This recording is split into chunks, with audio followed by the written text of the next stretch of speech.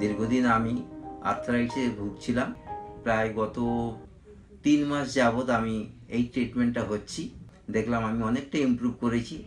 আশা করছি আর কয়েক মাস ট্রিটমেন্ট নিলে আমি সম্পূর্ণরূপে সুস্থ হয়ে যাব। এইটুকু বিশ্বাস ওনার উপর রাখছি এবং মেডিসিনের উপর রাখছি।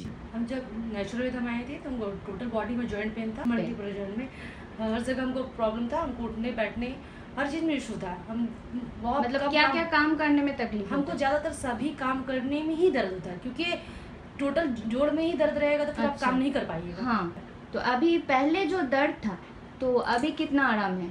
50% आराम है हमको, और जो तकलीफ होता था उस सारी चीज़ में हमको 50% का आराम हो चुका है अभी। রুটটাকে সারানোর জন্য আমি ডক্টর সাইফুল্লাহর খবর পেয়ে বাই নেট ওভার নেট আমি ওনার কাছে আসি। লাস্ট 40 ডেজ আমি ওনার ট্রিটমেন্টে আছি। আমার অনেকটা ইমপ্রুভ হয়েছে এবং আদার যে সমস্ত ছোট ছোট সমস্যা ছিল সেই সমস্যাগুলো দূর হয়ে গেছে। না আই এম অলরাইট। আমি ডিফেন্সে চাকরি করতাম।